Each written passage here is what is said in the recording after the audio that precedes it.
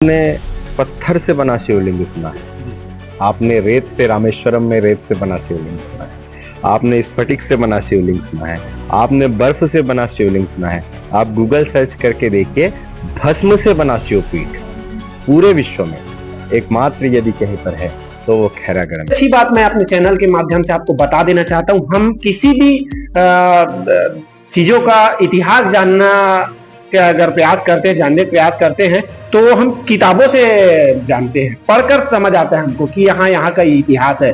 लेकिन इतना अच्छा यहाँ का पूरा एक एक इतिहास बिना कोई चीज को जाने, बिना किसी चीज को पढ़े हुए हमें माननीय भागवत शरण सिंह जी ने आज एक सुर में पूरे बाबा का इतिहास, मंदिर का इतिहास और बाबा का कहाँ कहाँ और प्रस्थान था, किस किस रूप में बाबा गए, ये सारी जानकारी हमको हमारे चैनल के माध्यम से बताए हैं।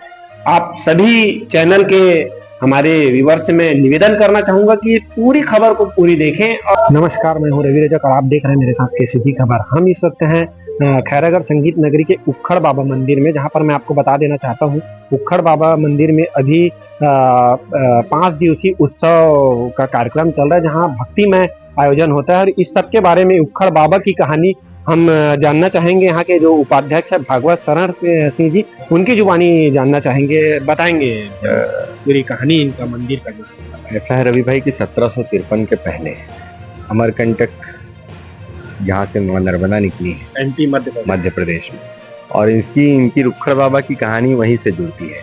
अलग अलग समय में शिव भक्त अलग अलग रूपों में, कभी शंकराचार्य जी निकले थे और उन्होंने धर्म ध्वजा जो है वो 4 धामों में स्थापित की थी। एक काल में रुक्खड़ स्वामी बाबा भी निकले थे।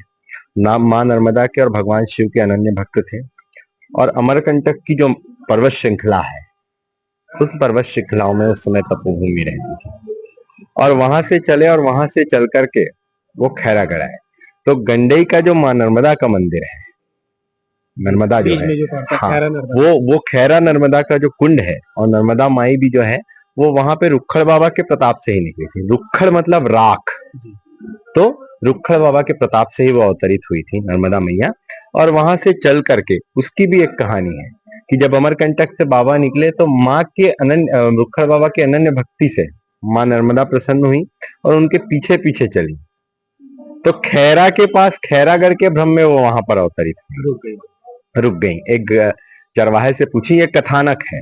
और उसके बाद रुक्खड़ बाबा यहाँ पर आए, और आकर के आपने पत्थर से बना शिवलिंग सुना है, आपने रेत से रामेश्वरम में रेत से बना शिवलिंग सुना है, आपने स्फटिक से बना शिवलिंग सुना है, आपने बर्फ से बना शिवलिंग सुना है।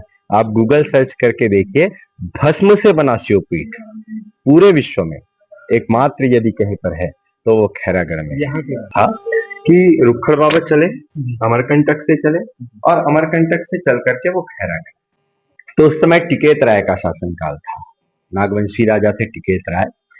तो टिकेत राय का शासनकाल था, और जब टिकेत राय के शासनकाल में बाबा यहाँ पर पहुंचे तो उनके पुत्र थे, होली आने वाली थी और उनका एक पुत्र था टिकेत राय जी का। उस पुत्र को उन्होंने आकर के पूछा कि आप यहाँ कहाँ आ गए।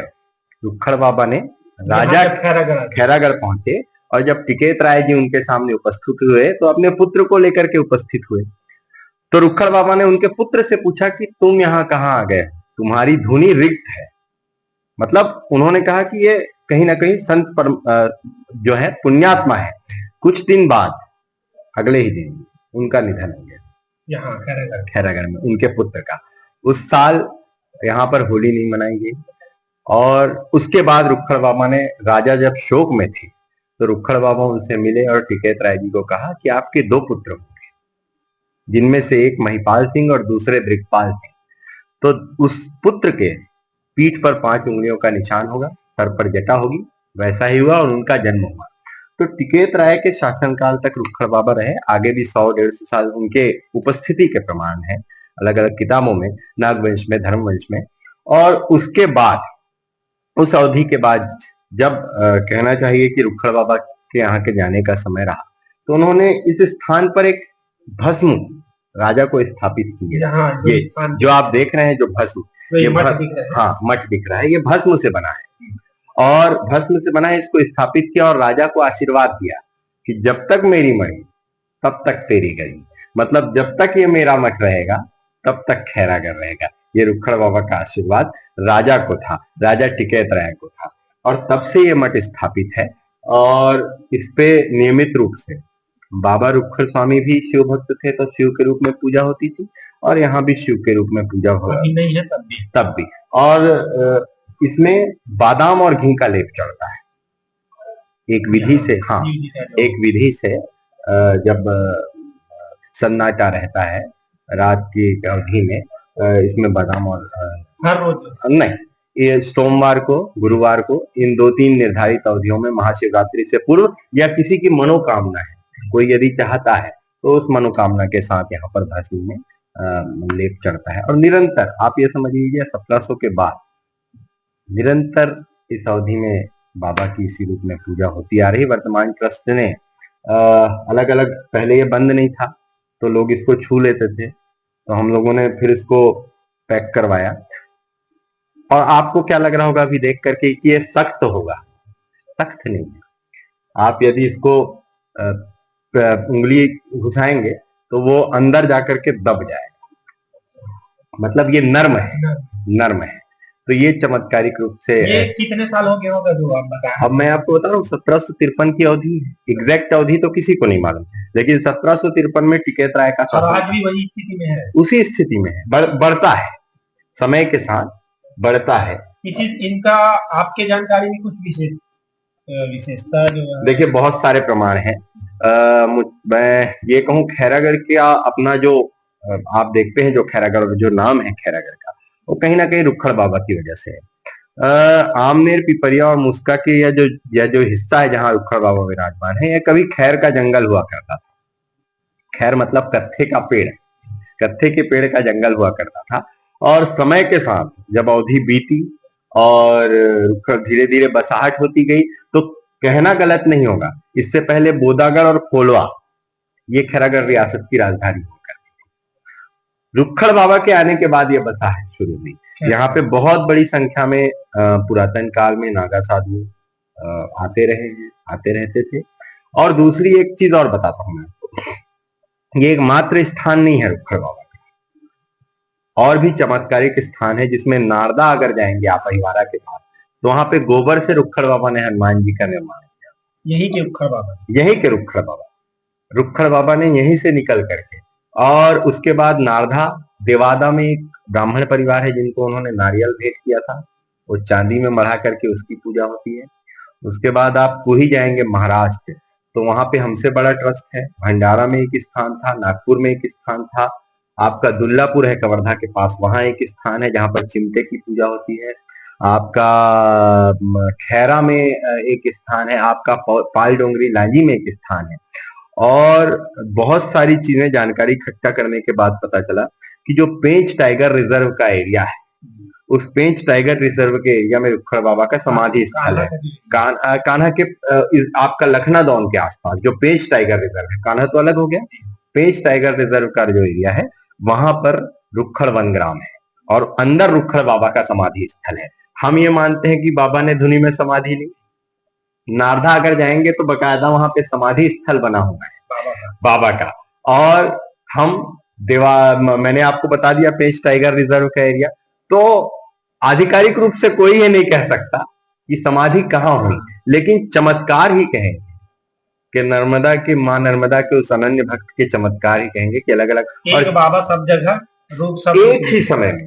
और बता रहा हूं आपको, मणिकर्णिका घाट, बनारस मणिकर्णिका घाट में भी रुखड़ बाबा का स्थान रहा है। वर्तमान में वो टूट चुका है, लेकिन वहां भी होने की जानकारी मुझको मिली है। भस्म जो धुनी है उसके बारे में देखिए, वो धुनी का प्रमाण कुछ, जितने भी नागा साधु रहे हैं या सनातन हिंदू धर्म में जितने भी साधु संत रहे हैं, धुनी जलाने की परंपरा उनकी रही है। और आज भी हम प्रयागराज में देखे हैं, जितने साधु थे वो अपने सामने धुनी जला के, बिल्कुल हम नहीं समझ पाए जो क्या है, बिल्कुल ये धुनी में वो निरंतर आहुति देते रहते हैं। ये धुनी भी तब से लेकर के निरंतर जलते आ रही है, रुखड़ बाबा की यह धुनी भी। और सबसे बड़ा चमत्कारिक प्रमाण आपको बताता हूँ, ये गहरा है, ये जो धुनी है, ये कुंड है, ये गहरा है। हम पूरा राख कभी नहीं निकालते हैं, पूरा भस्म कभी नहीं निकालते। ऊपर की लकड़ियां में अगर कोई जलता हुआ बच गया तो उसको हटा लेते हैं और ऊपर की राख को बस साफ करते हैं। तो आप ये समझिए कब तब से लेकर अब तक कितना इसको भस्म रूप में प्रसादी के रूप में आप कोने में रखा हुआ है अभी भी मंदिर के। जो आता है वो भस्म के रूप में इसी इसी इसी को लेकर के प्रसाद के रूप में लेकर जो गहराई बता रहे हैं, क्या होगा इनका गहराई कितना? मुझको लगता है जो पूर्वज बताते हैं कि एक इंसान के बराबर ये त्रिशूल अंदर तक गड़ा था, तो एक इंसान के बराबर की गहराई इनकी है। और आपको बताऊं चमत्कार देखिए, आप चारों तरफ का परकोटा आप छुएंगे ना, तो अभी हम बैठे हैं, कहीं से भी आपको एहसास हो रहा है कि लगातार जल रहा है या ऐसा गरम गरम वातावरण है, ऐसा कुछ भी नहीं है, जबकि निरंतर ऐसा ही जलता रहता है और कहीं सफोकेशन नहीं होता। हम लोग हवन पूजन के दिन आ पाएंगे, हवन और भंडारा के दिन यहाँ बकायदा हवन होता है और आप बैठ करके देखेंगे तो आपको बिल्कुल संतोष और ठंडक का एहसास होगा। और इसको आप परकोटा को छुएंगे ना, आप छू लीजिए अभी, और ये ठंडा है। कहानियां और चमत्कार के किस्से बहुत है, कहां कहां से बताया जाए ये बताएं आप। तो एक किस्सा है कि मराठा में नागपुर में रघोजी भोसले का शासनकाल था, उसी अवधि में जगदीकेत राय के शासनकाल। तो उनके एक सेनापति थे चिमना बहादुर, रघोजी भोसले के सेनापति थे चिमना बहादुर। और रुक्खड़ बाबा की ख्याति का जब उनको जानकारी हुआ तो वो जांचने के हिसाब से खैरागढ़ पहुंचे और आकर के रुक्खड़ बाबा से मिलने की इच्छा जताई। तो उनके जितने शिष्यगण थे उस समय, उन्होंने बाबा को जाकर के बताया कि चिमना बहादुर जी आए हुए हैं, वो आपसे मिलना चाहते हैं। तो उस समय रुक्खड़ बाबा को बुखार आया हुआ था और चिमना बहादुर के आने की सूचना जब उनको मिली तो उन्होंने अल्फी ओढ़ी हुई थी। पहले जमाने में एक शॉल जैसा एक बनता था जो खाल से और इससे बनता था, तो अल्फी ओढ़ी हुई थी। उन्होंने उस अल्फी को खूंटे में टांग दिया और जब चिमना बहादुर पहुंचे तो उन्होंने बाबा से पूछा कि उन्होंने देखा सारी तरफ तो अल्फी कांप रही थी, कपकपा रही थी। तो चिमना बहादुर ने पूछा कि अल्फी क्यों कपकपा रही है? तो उनके जो रुक्खड़ बाबा के शिष्य थे उन्होंने बताया कि आपके आने से पहले बाबा को बुखार था, तो बाबा ने बुखार को कुछ देर के लिए खूंटे में टांग दिया है। तो चिमना बहादुर ने कहा कि यदि बाबा इतने ही प्रतापी हैं तो उन्होंने बुखार को आने ही क्यों दिया? और रुक्खड़ बाबा से इस सवाल को पूछा कि जब आप इतने प्रतापी हैं, तपस्वी हैं, तो आपने इस बुखार को आने ही क्यों दिया? तो रुक्खड़ बाबा ने कहा कि हर व्यक्ति को, हमारा सनातन काल में पुनर्जन्म की परिकल्पना है, हर व्यक्ति को अपने जन्म में अपने पूर्व जन्म की कर्मफलों को, कर्मफल की प्रत्याशा को भोगना ही पड़ता है। तो उसी मानव रूप में मैं भी हूं, तो मुझे भी भोगना पड़ा, लेकिन तप के बल पे उन्होंने खूंटे में बुखार को कुछ देर के लिए टांग दिया अपनी शक्ति से। ये एक कथानक रुक्खड़ बाबा से उनके बाबा का इतना प्रमाण है, इतने मतलब इतने दिन तक बाबा इसी अलग अलग क्षेत्र के अलग अलग रूपों में गए, तो उनके ऐसे कोई शिष्य नहीं है, कोई भक्त नहीं है, कोई? देखिए जो गोस्वामी परिवार है, जो यहाँ का महंत है, वो रुक्खड़ बाबा के शिष्यों में शामिल है। परंतु अब इसे कहें चूक कहें, हमें तो जुड़े हुए रुक्खड़ बाबा ट्रस्ट समिति में लगभग 10-20 साल 15 साल हो रहे हैं और ऐसा कोई लिखित इतिहास धीरे धीरे जैसे कुही के ट्रस्ट से हमने संपर्क किया, फिर रुक्खड़ वन ग्राम के बारे में आप जाएंगे लखनऊ भवन के पास तो वहां पे लिखा हुआ है बकायदा रुक्खड़ वन ग्राम। तो धीरे धीरे नारधा गए, देवादा गए, पाल डोंगरी गए, तो जहां जहां सब जगह लगभग जगहों पर जाते रहे हैं और उनके बारे में रुक्खड़ बाबा के बारे में जानकारियां इकट्ठा करते हैं। एक चमत्कार का और बताता हूँ। कुछ दिन पहले बिलासपुर से एक सज्जन चले, वो जा रहे थे शेगांव में गजानन बाबा के पैदल जा रहे थे। जब खैरागढ़ पहुंचे, एकदम ये प्रत्यक्ष हमारे ट्रस्ट के अध्यक्ष राम कुमार सिंह जी हैं, इन लोगों से आप अगर चर्चा करेंगे तो आपको पूरा इतिहास बता दें उनके आने की अवधि। तो वो जब आए तो उनके पैर में छाले पड़ गए थे पैदल आते आते, बहुत रोने लगे, अब यहाँ से आगे नहीं जाऊंगा। तो उस समय डॉक्टर एस छाबड़ा हमारे खैरागढ़ में थे, वो उनसे मिलने गए, दिखाने गए कि डॉक्टर साहब मेरे पैर में छाले, अब मैं यहाँ से नहीं जा पाऊंगा। तो डॉक्टर साहब ने कहा ये दवाई लो और आप सो जाओ। वो आए, बहुत रोए कि अब मेरी यात्रा अधूरी रह जाएगी। भभूति लिए, पैर में लगा ली और पैर में लगाने के बाद किसी ने कहा परिवार का भभूति लगाओ, आपका दर्द दूर हो जाएगा। तो उस दर्द का दूसरे दिन जब वो उठे, उनका पैर सपाट था। यहाँ से पूरी यात्रा उन्होंने शिरडी आपका शेगांव तक पूरी की और वो आते हैं यहाँ पे रुखड़ बाबा के भक्तों में। बाबा के भक्तों में बड़ी संख्या में न्यायाधीश हैं, जज हैं, जजेस हैं और भी बड़े बड़े अधिकारी के लोग हैं जो आपको महाशिवरात्रि के दिन आपको अलग अलग अवधि में, वो उनके आने की अलग अलग अवधि है, अपने प्रोटोकॉल को ध्यान रखते हुए वो अलग अलग समय में आते हैं। आपने अन्य कार्य क्षेत्रों में भी खैरागढ़ का नाम सुना है, हीरा कला संगीत विश्वविद्यालय का नाम सुना है। वो जब तक मेरी मढ़ी और तब तक तेरी गढ़ी, वो आशीर्वाद राज परिवार भी मानता है। आप उसको राजनीतिक रूप से कहें, आप खैरागढ़ के लोगों का अलग अलग स्थानों में सफलता को लेकर के कहें, ये कहीं ना कहीं रुखड़ बाबा का प्रताप है और आशीर्वाद है। और देखिए भगवान ही संत रूप में आते हैं। शंकराचार्य जी को भगवान शंकर का ही अवतार माना जाता है, तो अतिशयोक्ति नहीं होगी कि रुखड़ बाबा स्वयं शंकर भगवान। नारदा और देवादा भी जाएंगे तो आपको ऐसी चमत्कार के किस्से मिलेंगे। अलग अलग लोग, नारदा के लोग गोबर से हनुमान जी की प्रतिमा बनाना तब से लेकर के अब तक वो स्थापित है। नारियल का होना, सामान्य नारियल सड़ जाता है तो उस नारियल का होना, उसको चांदी में मढ़ करके उसकी पूजा करना, तो मुझको लगता है कि अपने काल में रुखड़ बाबा जैसा संत नहीं हुआ।